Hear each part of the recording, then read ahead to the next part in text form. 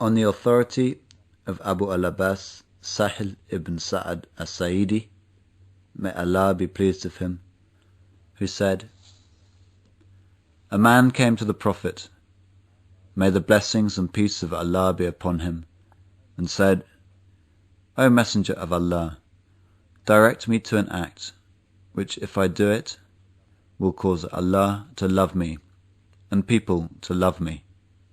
He said, renounce the world and Allah will love you, and renounce what people possess and people will love you. A good hadith related by Ibn Majah and others with good chains of authorities. We learn from this hadith: 1. One who renounces the world, Allah will love him. 2. One who renounces what people possess, people will love him. 3. Loving the worldly extra pleasures is the key to all evil. 4. One should seek only what suffices him, and not anything more. On the authority of Abu Said Sa'd ibn Malik ibn Sinan al-Khudri, may Allah be pleased with him, the Messenger of Allah, may the blessings and peace of Allah be upon him, said, there should be neither harming nor reciprocating harm. A good hadith related by Ibn Majah, Ad-Daraqutni and others, and ranked as Musnad.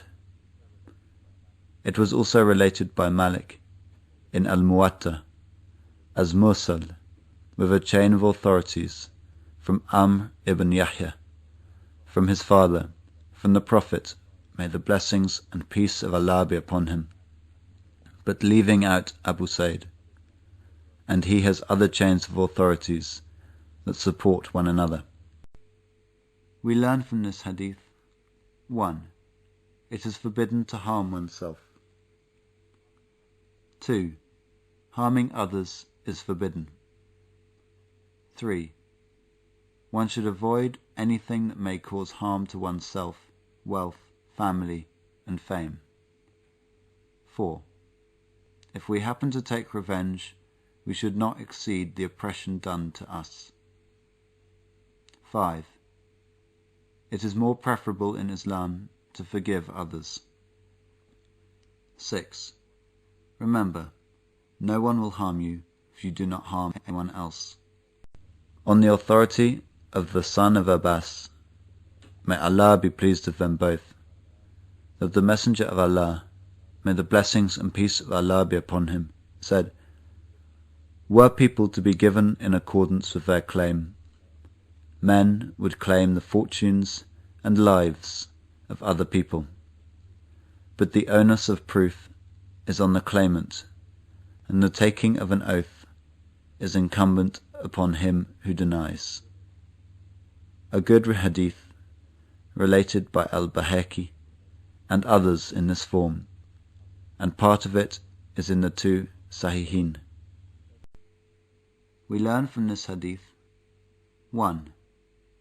It is the duty of the judge to demand from the parties concerned what supports their claims, evidence on the prosecutor and oath on the defendant, if the evidence is not sufficient to prove the claim. 2. It is the duty of the judge to do his best to reach the truth on which he builds his own judgments. 3. The judge is not allowed to give his judgments in accordance with his knowledge only without sufficient evidence. 4. Equitable judge is rewarded by Allah abundantly. If he mistakes after doing his best, he will have 1 reward, and 2 if he is correct.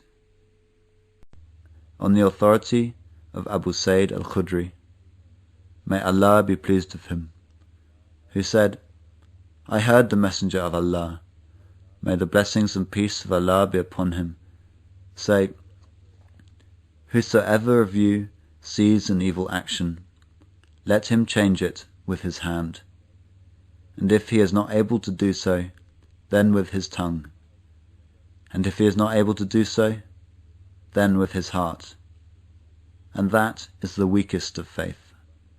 It was related by a Muslim. We learn from this hadith: 1. The munkar is defined as everything objected to by Islamic Sharia. 2. The resistance of the munkar is a duty incumbent upon everyone in the society, especially the Muslim authority. 3. Good actions are the fruit of complete faith. 4. A good Muslim must use his power to eradicate and change the munkar. On the authority of Abu Hurairah, may Allah be pleased with him, who said, "The Messenger of Allah, may the blessings and peace of Allah be upon him, said, Do not vary one another. Do not inflate prices one to another. Do not hate one another. Do not turn away from one another. And do not undercut one another. But be you, O servants of Allah, brother. But be you, O servants of Allah, brothers. A Muslim is the brother of a Muslim. He neither oppresses, nor does he fail him.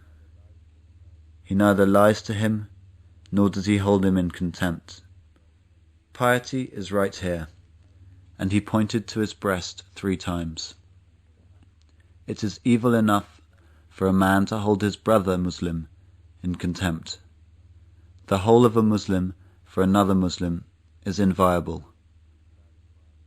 His blood, his property, and his honor. It was related by a Muslim. We learn from this hadith: 1. Islam urges its adherents to be good examples and models of high morality. 2. Hypocrisy is a malicious social disease that must be eradicated and uprooted. 3. Advocating telling the truth, being honest in one's work, and also keeping one's word. 4. Islam forbids so many social diseases, foremost among which are envy, inflating prices, hatred, turning away from another, understanding one another. 5. Islam advocates all Muslims to be good brothers. 6. Islam endeavors to establish social harmony among all Muslims.